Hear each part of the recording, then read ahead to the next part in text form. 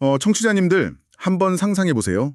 오늘 아주 중요한 고객을 만나러 미팅룸 문을 딱 여는 순간입니다. 네, 아주 긴장되는 순간이죠. 맞아요. 근데 그 고객의 스마트폰 주식 앱에 코스피 7,300 돌파라는 진짜 역사적인 숫자가 붉은색으로 막 화려하게 찍혀 있는 거예요. 와, 7,300이면 사실 엄청난 거잖아요. 축하 파티라도 해야 할 분위기네요. 그렇죠. 당연히 막 박수치고 축하해야 할 순간인데 정작 고객 표정이 너무 어두른 겁니다. 왜 그럴까요? 글쎄요, 주식이 올랐는데 표정이 어둡다? 약간 모순적인 상황인데요? 네, 그게 아침에 세탁소에서 무려 20%나 껑충 뛴 드라이 클리닝 영수증을 받았거든요.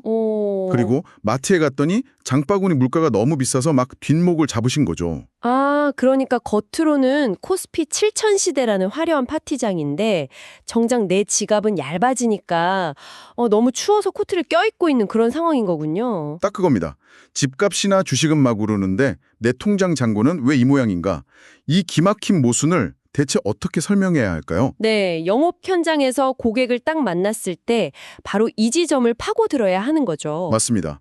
안녕하십니까? 오늘 고객과의 대화, 그 어프로치를 아주 매끄럽게 열어드릴 최고의 무기를 장착해드리는 시간, 원문자료 심층 탐구에 오신 것을 환영합니다. 네, 고객과의 미팅을 앞두고 빠르고 확실하게 시사상식을 채우고 싶어 하시는 바로 당신, 우리 청취자님을 위해 준비한 시간이죠. 네, 오늘은 2026년 5월 7일자 대한민국 주요 뉴스 브리핑을 원문 자료들을 바탕으로 깊이 있게 짚어볼 텐데요. 핵심 경제 지표부터 사회적 리스크, 정치 동향까지 싹 다 뽑아드리겠습니다. 자, 오늘 시장 전관판부터 좀 볼까요? 숫자가 진짜 비현실적입니다. 네, 오늘 거시경제 지표를 보면 그야말로 모순 그 자체라고 할 수 있습니다. 차분히 좀 짚어드리면요. 코스피가 7,384.56으로 사상 처음 7,000선을 뚫었고요. 코스닥도 1,210.17을 기록했습니다. 와, 코스피에 7,300. 진짜 전광판 숫자가 막 미친 듯이 오르내리는 게 눈에 선하네요. 미국 시장은 어떤가요? 미국도 엄청납니다. 나스닥 25,838.90, 다우지수 45,910.60, S&P 500 7,365.12까지 그야말로 위험자산의 화려한 축제장이 열렸어요. 대박이네요. 근데 아까 모순이라고 하셨잖아요.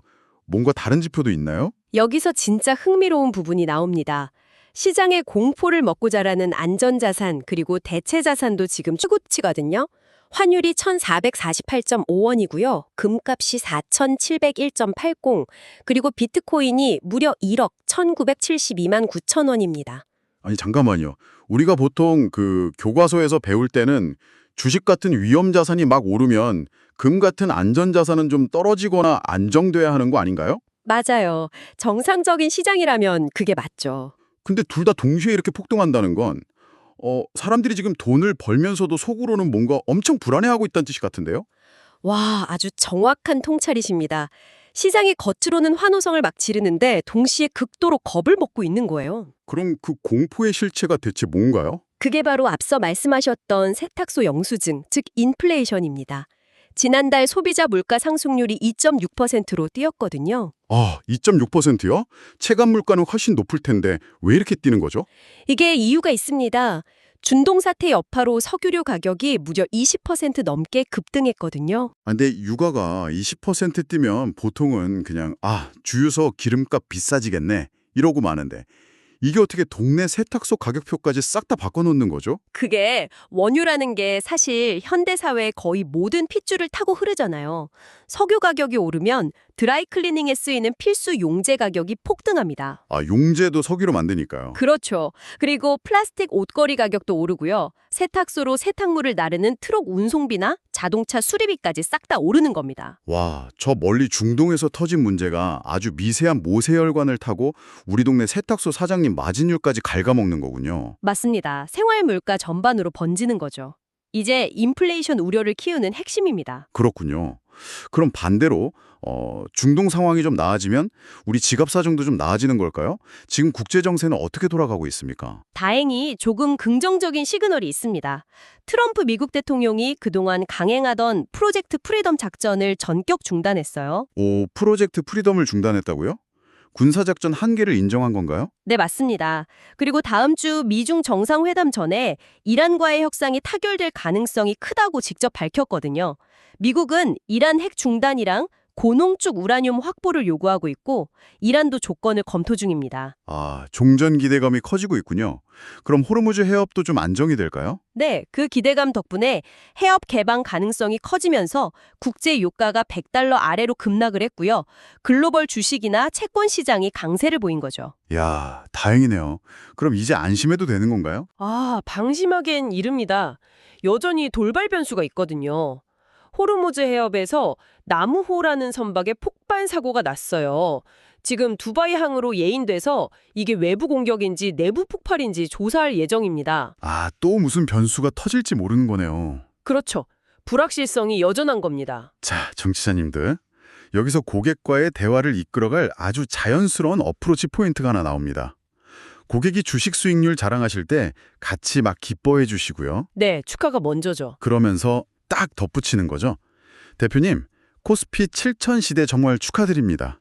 그런데 요즘 장바구니 물가나 금값 오르는 거 보면 이 보이지 않는 인플레이션이 대표님 수익을 야금야금 갉아먹고 있는 것 같습니다. 라고요. 네, 시장이 이렇게 불안할 때일수록 화폐 가치 하락을 방어할 저축이나 연금 플랜이 꼭 필요하다. 이렇게 연결하는 거군요. 완벽한 오프닝이네요. 네, 숫자의 모순을 파고들어서 완벽한 수비 전략을 꺼내는 거죠.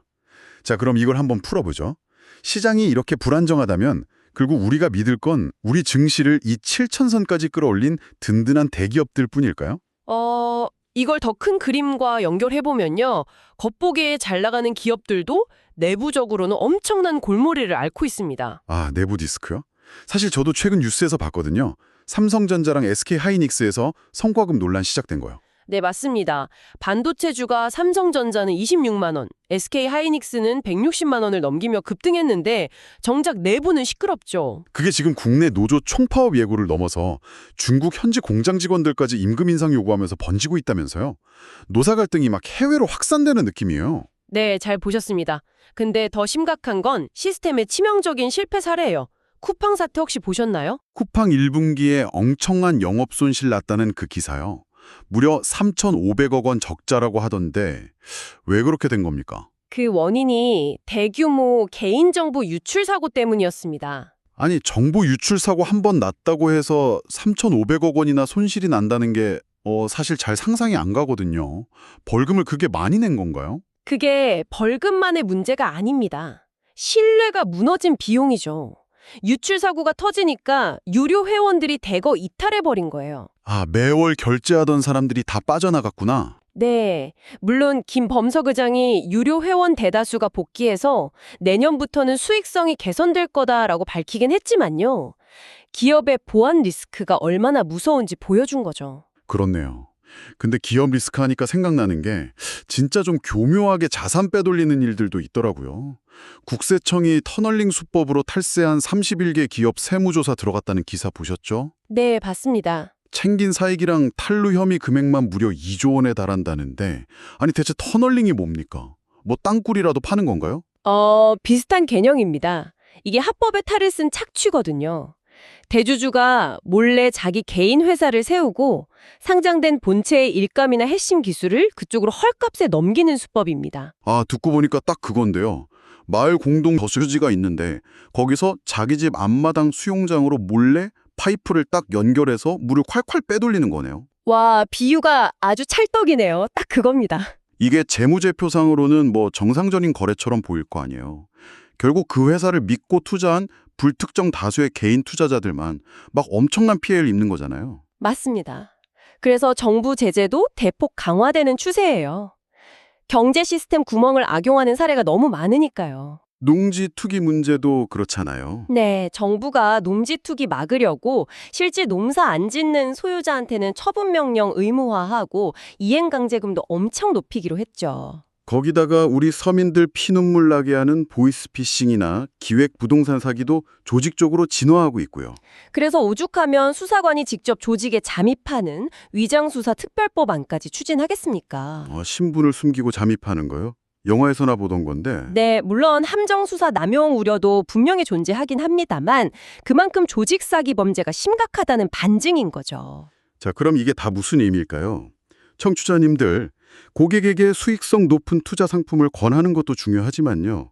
이런 사기 피해나 정보 유출, 기업의 오너 리스크로부터 내 자산을 튼튼하게 지키는 수비 전략, 즉 보험이나 안정적인 자산 배분이 왜 중요한지 설명하기 너무 좋은 소스입니다. 네, 공격수만 뛰어나다고 축구 경기에서 이기는 건 아니니까요. 수비가 탄탄해야죠. 맞습니다. 자, 지금까지는 주로 금융이나 자산에 대한 리스크를 이야기했는데요. 사실 돈을 잃는 것도 뼈 아프지만 여기서 진짜 더 흥미로운, 아니 무서운 점은요. 우리 생명과 직결된 일상 속 안전사고는 아예 예측 자체가 불가능하다는 겁니다. 맞아요. 금융 시스템보다 우리 일상사회 시스템의 취약성이 더 충격적이죠. 저 강원도 대학병원 수혈사고 뉴스 보고 진짜 소름 돋았거든요. 아, 그 사건이요? 아니 환자한테 아예 다른 혈액형을 수혈할 뻔한 거잖아요. 헌혈의 집에서 처음부터 혈액 라벨을 잘못 붙였고 그걸 혈액원 검수 과정에서도 아무도 발견을 못했다는 게 이게 사람 생명이 달린 일인데 다중 안전장치는 도대체 다 어디로 간 거죠? 이게 참 무서운 게 현대사회 시스템이 엄청 완벽해 보이잖아요?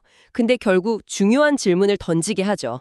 인적 오류, 즉 휴먼 에러 하나에 이 시스템이 얼마나 쉽게 무너지는가 하는 겁니다. 작은 라벨 하나가 응급실 매뉴얼 전체를 무력화시킨 거네요. 네, 맞습니다. 그리고 이런 예측 불가능성은 시스템 오류에만 있는 게 아니에요. 요즘 뉴스 보면 사회적 범죄도 정말 상상을 초월하거든요. 아, 맞아요.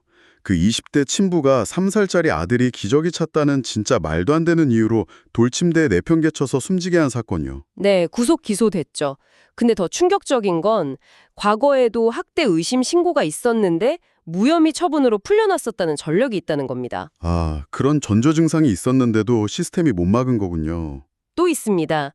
일면식도 없는 여고생을 무참히 살해하고 범행 직후에 태연하게 자기 옷을 세탁하면서 증거 인멸 시도한 20대 남성 사건도 있었잖아요. 아, 그 남성 가방에서 다른 흉기까지 발견됐다는 그 사건이요?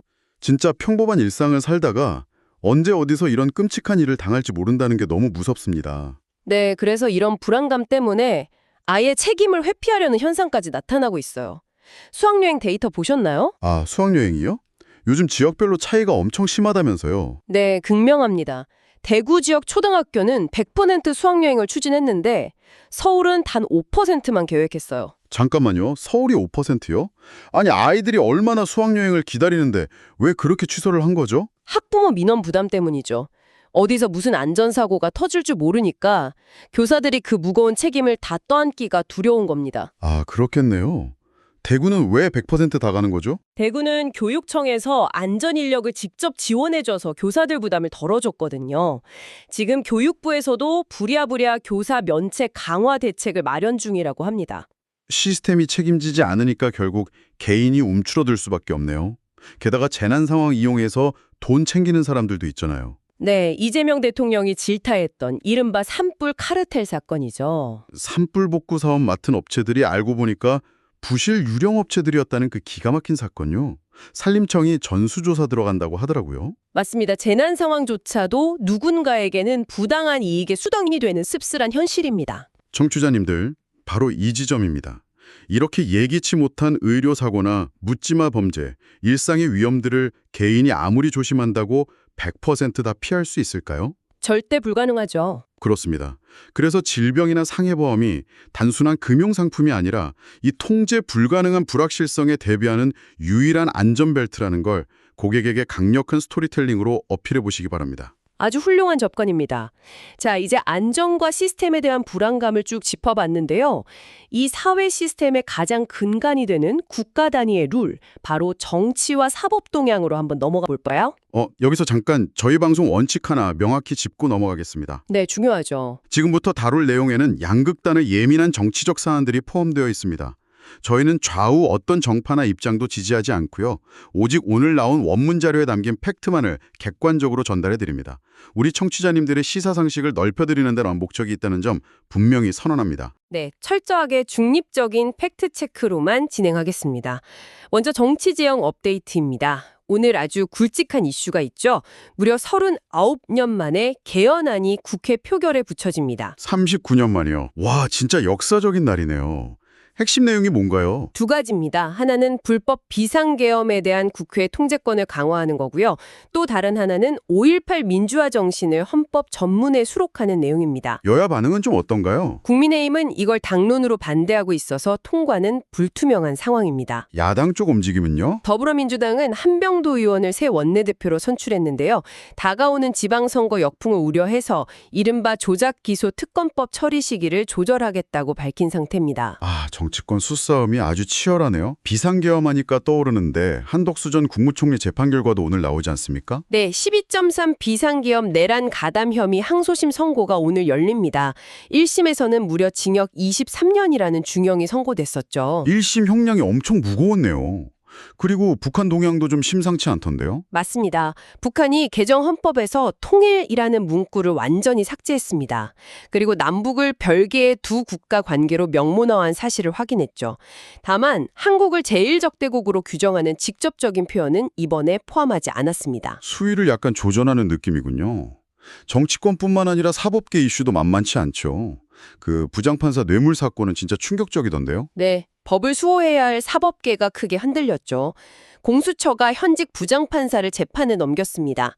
선배 변호사한테 3,300만 원 상당의 금품을 받고 무려 17건이나 항소심 형량을 감경해 준 혐의입니다.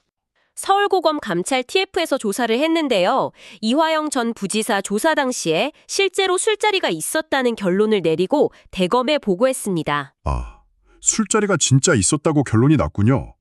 근거가 뭔가요? 재소자 진술이랑 법인카드 내역을 근거로 삼았다고 합니다. 그래서 박상용 검사에 대한 징계 청구가 임박했는데 박 검사 측은 강하게 반발하고 있는 상황입니다. 아주 팽팽하게 맞서고 있네요. 마지막으로 안타까운 소식도 있었죠. 네, 김건희 여사의 도이치모터스 주가 조작 사건 항소심 재판장이 숨진 채 발견됐습니다. 경찰은 유서에 재판 관련 언급이 없고 타살 혐의점이 없다고 보고 있습니다. 네, 참 여러모로 마음이 무거워지는 사법계 뉴스였습니다.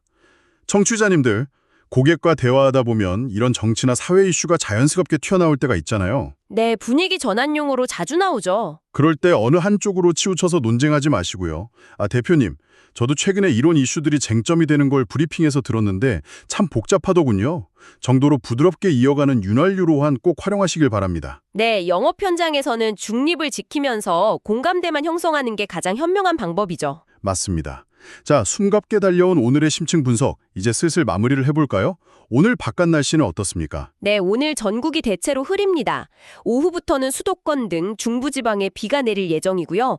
특히 낮과 밤의 기온차가 크고 강풍이 분다고 하네요. 아, 고객 미팅 가실 때 옷차림 든든히 하시고 우리 청취자님들 건강관리 각별히 유의하셔야겠습니다. 네, 오늘 우리가 짚어본 이 롤러코스터 같은 불확실한 경제 지표나 사회 이슈들처럼 날씨도 아주 변덕스럽네요. 그러게요. 이럴 때 우리 마음을 좀 다잡아줄 수 있는 따뜻한 명언 하나 소개해 주시죠.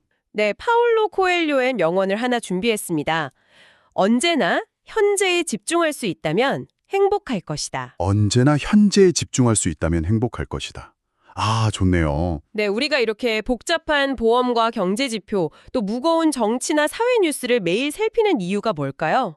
늘 불안에 떨기 위해서가 아니거든요. 그러면 대비를 하기 위해서죠. 맞습니다. 결국 이 불확실한 미래에 대한 탄탄한 대비책을 미리 딱 세워두고 남은 모든 에너지를 오늘, 즉 현재의 행복에 온전히 집중하기 위해서가 아닐까요? 와, 오늘 나는 수많은 이야기들이 하나로 딱 꿰어지는 기분입니다. 청취자님, 오늘 고객을 만나시면 대화 마무리쯤에 이 질문을 한번 던져보시는 건 어떨까요? 대표님, 코스피가 사상 처음 7천을 뚫는 이런 화려한 시대에 살고 있지만요. 우리는 그 어느 때보다 병원에서 라벨 하나 잘못 붙은 수혈사고처럼 일상의 아주 작은 불확실성에 가장 크게 취약해진 역설적인 시대를 살고 있지 않나요? 라고요. 네, 고객이 스스로 그 위험을 인식하게 만드는 강력한 질문이네요. 맞습니다. 미래의 리스크를 보험이라는 안전장치에 온전히 전가할 수 있을 때 비로소 고객은 현재의 행복에 100% 집중할 수 있을 겁니다. 네, 그게 바로 우리 청취자님들이 고객에게 전해야 할 가장 가치 있는 메시지겠죠? 네, 오늘 저희가 원문 자료들을 바탕으로 깊이 있게 탐구한 이 내용들이 우리 영업 현장에 계신 청취자님들의 성공적인 미팅을 돕는 훌륭한 어프로치 무기가 되기를 진심으로 응원합니다. 성공적인 하루 보내십시오.